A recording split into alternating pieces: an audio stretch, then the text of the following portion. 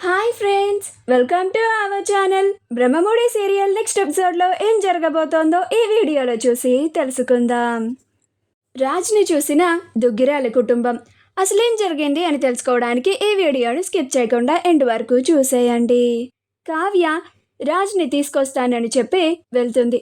అందరూ కావ్య నిజంగానే రాజ్ని తీసుకొస్తుందా అని ఎదురు చూస్తూ ఉంటారు. అప్పుడు అపర్ణ, ఏమండి నిజంగానే కావ్య మన కొడుకు రాజ్ని తీసుకొని వస్తే ఇక్కడే ఈ గుడిలోనే ఆ స్వామివారికి 1001 కొబ్బరికాయలు కొడతానండి అని అంటుంది. అప్పుడు రుద్రాని, కంగారు పడకు వదినా, నీ కొడుకు నీ చేత అంత ఖర్చు పెట్టించాడులే అని అంటుంది. అప్పుడు ధాన్యలక్ష్మి, రుద్రాని నువ్వు శుభం పలకకపోయినా పర్వాలేదు, అశుభం మాత్రం పలకకు, అసలు పొరపాటును కూడా శుభం పలకవా రుద్రాని నువ్వు అని అంటుంది. అప్పుడు స్వప్న, అది మ్యానుఫ్యాక్చరింగ్ డిఫెక్ట్ ఆంటీ, కొన్ని పుట్టుకతో వచ్చినవి చచ్చే వరకు పోవంటారు కదా, మా అత్త కూడా అంతే అని అంటుంది. అప్పుడు రుద్రాని, స్వప్న నువ్వు నోరు మూసుకో అని అంటుంది. అప్పుడు సుభాష్, రుద్రాని అసలు మనం గుడికి వచ్చామన్న కొంచెం ఇంగిత జ్ఞానం కూడా నీకు లేదా అని అంటూ ఉంటాడు. అప్పుడు రుద్రాని మూతి ముడుచుకొని ఉంటుంది. అప్పుడే కావ్య ఫోటోని తీసుకొని వస్తూ ఉంటుంది. అప్పుడు రుద్రాని కావ్యని చూసి, చూసావా వదిన, నీ కోడలు ఏదో నిజంగానే నీ కొడుకుని తీసుకొస్తుందేమో అని నువ్వు దేవుడికి మొక్కులు కూడా మొక్కేసుకున్నావు, కానీ నీ కోడలు చూడు, నీ కొడుకు ఫోటోని పట్టుకొని తీసుకొచ్చి నీ కొడుకుని తీసుకొచ్చానని చెప్తోంది. ఈ పిచ్చిదాని పిచ్చికి అంతే లేకుండా పోతుంది అని అంటుంది. అప్పుడు ఇందిరాదేవి, రుద్రాని గూడాని కూడా చూడను, పళ్ళు రాలగొడతాను అని అంటుంది. అప్పుడు రుద్రాని, నేనన్న దాంట్లో తప్పేముందమ్మా, ఈ కావ్య రాజ్ ఫోటోని తీసుకొచ్చి రాజ్ అని చెప్తుంది, మరీ మనందరినీ అంత పిచ్చోళ్ళని అనుకుంటుందా ఏంటి ఆ ఫోటోని చూసి మనిషి అనుకోవడానికి అని అంటుంది. అప్పుడు ధాన్యలక్ష్మి, రుద్రాని ఎవరి నమ్మకం వాళ్ళకి ఉంటుంది, కావ్య ఆ ఫోటోని పక్కన పెట్టుకొని కళ్యాణంలో కూర్చోవాలని అనుకుంటుందేమో, నువ్వు సైలెంట్గా ఉండొచ్చు కదా, అసలు కాసేపు కూడా ఆ నోరుకి మూత పడదా అని అంటుంది. అప్పుడు స్వప్న, ఆ నోరుకి మూత పడితే మా అత్త రుద్రాని ఎందుకు అయింది ఆంటీ అని అంటుంది. అలా కావ్య రాజ్ ఫోటోని తీసుకొని పీటల మీద పెట్టి తను కూడా పీటల మీద కూర్చోవాలని చూస్తూ ఉంటే అప్పుడు రుద్రాని, ఏ కావ్య, నీకు నిజంగానే పిచ్చి ముదిరిపోయిందా ఏంటి, ఫోటోని పెట్టి నువ్వు కూడా పీటల మీద కూర్చుంటున్నావేంటి అని అంటుంది. అప్పుడు కావ్య, రుద్రాని గారు మీకున్న డౌట్ని ఇప్పుడే క్లియర్ చేస్తాను చూడండి. పంతులు గారు, మా ఆయన ఊరెళ్ళారు, మా ఆయన ఇప్పుడు ఇక్కడికి రాలేరు, అందుకని నేను పీటల మీద ఆయన ఫోటోని పెట్టి నేను పీటల మీద కూర్చోవచ్చా అని అంటుంది. అప్పుడు పంతులు గారు, నిస్సందేహంగా కూర్చోవచ్చమ్మా అని అంటారు. అప్పుడు కావ్య, మీ డౌట్ క్లియర్ అయిందా రుద్రాణి గారు అని అంటుంది. అప్పుడు రుద్రాణి మౌనంగా ఉంటుంది. అప్పుడు ఇందిరాదేవి, ఇప్పుడు నీకు బాగా అయిందా రుద్రాణి, అసలు 4 తిట్లు తిట్టించుకునేంత వరకు నీ నోరు మూతపడదే అని అంటుంది. అలా కావ్య పీటల మీద కూర్చొని స్వామివారి కళ్యాణంలో పాలు పంచుకుంటుంది. ప్రకాశం కారులో వాటర్ బాటిల్ మర్చిపోయాడని వెళ్ళి వాటర్ బాటిల్ని తీసుకొని వస్తూ ఉంటాడు. అప్పుడే యామిని వాళ్ళ అమ్మా నాన్న రాజులు గుడికి వస్తూ ఉంటారు. ప్రకాశం రాజ్ని చూసి ఒక్కసారిగా స్టన్ అయిపోతాడు. అరే, మన రాజ్లా ఉన్నాడే అని అలానే చూస్తూ ఉంటాడు. రాజ్ యామిని వాళ్ళతో కలిసి నడిచి వెళ్తూ ఉంటాడు. ప్రకాశం, నేను నిజంగానే రాజ్ని చూశానా, లేక రాజ్ గురించి ఆలోచించడం వల్ల నాకు ఇలా భ్రమలా కలుగుతోందా అని ఆలోచించుకుంటూ అలానే నుంచుండిపోతాడు.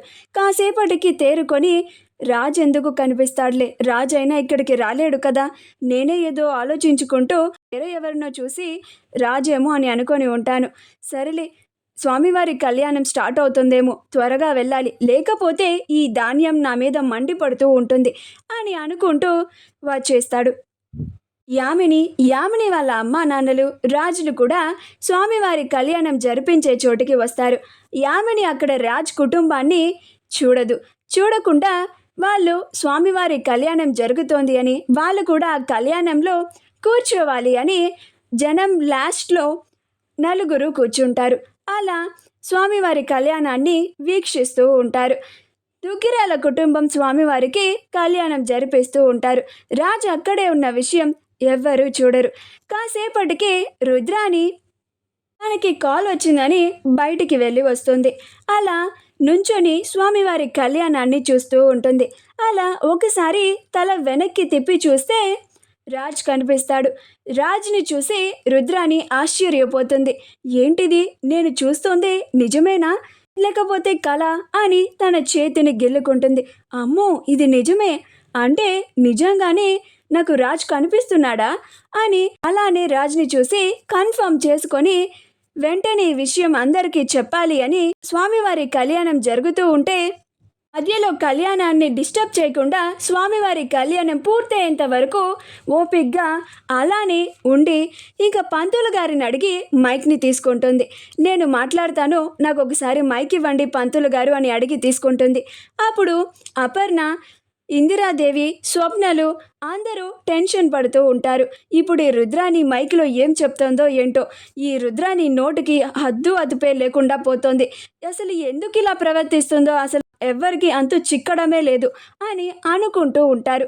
అప్పుడు రుద్రాని మనం ఇన్నాళ్ళుగా ఎంతలాగా వెయిట్ చేసే తరుణం రానే వచ్చింది అని అంటుంది. అప్పుడు ధాన్యలక్ష్మి, ఏం మాట్లాడుతున్నావు రుద్రాని, చిన్న మెదడేమన్నా చితికిపోయిందా నీకు అని అంటుంది. అప్పుడు రుద్రాని, ముందు నేనేం చెప్తున్నానో వినండి చిన్నొదిన, నేను చెప్పబోయే న్యూస్ని వినగానే మీరందరూ ఎగిరి గంతేస్తారు అని అంటుంది. అప్పుడు కావ్య, అసలు మీరు ఏం చెప్పాలనుకుంటున్నారు రుద్రాని గారు అని అంటుంది. అప్పుడు రుద్రాని, నేను మన రాజ్ని చూశాను అని అంటుంది. ఆ మాట వినగానే యామిని షాక్ అయిపోతుంది. ఈవిడెవరు, ఈవిడ రాజ్ వాళ్ళ ఫ్యామిలీ మెంబరా అని ఆశ్చర్యంగా చూస్తూ ఉంటుంది.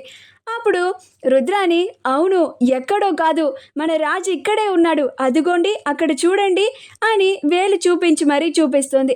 అప్పుడు అందరూ వెనక్కి తిరిగి చూస్తే నిజంగానే రాజ్ కనిపిస్తాడు. అప్పుడు వెంటనే అందరూ లెగిసి వచ్చి రాజ్ దగ్గరకు వచ్చి రాజ్ రాజ్ అనుకుంటూ చాలా ప్రేమగా రాజ్ని పిలుస్తూ ఉంటారు. కానీ రాజ్కి మాత్రం అసలు వీళ్ళంతా ఎవరు, నన్ను ఎందుకని రాజ్ రాజ్ అని పిలుస్తున్నారు, నా పేరు రామ్ కదా అన్నట్లుగా ఆశ్చర్యంగా వాళ్ళ వైపు చూస్తూ ఉంటాడు. అపర్ణ, రాజ్, నాన్న రాజ్, నేను నాన్న మీ అమ్మని అని అంటుంది. అప్పుడు సుభాష్, నాన్న రాజ్, నేను మీ నాన్నని అని అంటూ ఉంటాడు. అప్పుడు ఇందిరాదేవి, సీతారామయ్యలు కూడా వాళ్ళ మనవడు రాజ్ కనిపించాడు అని చాలా సంతోషపడుతూ ఉంటారు. నిజంగా ఆ రాముల వారే నా మనవడినిలాగా ఈ గుళ్ళో కనిపించేలాగా చేశారు, నా మనవరాలి నమ్మకాన్ని నిలబెట్టాడు అని చాలా సంతోషంగా ఉంటుంది.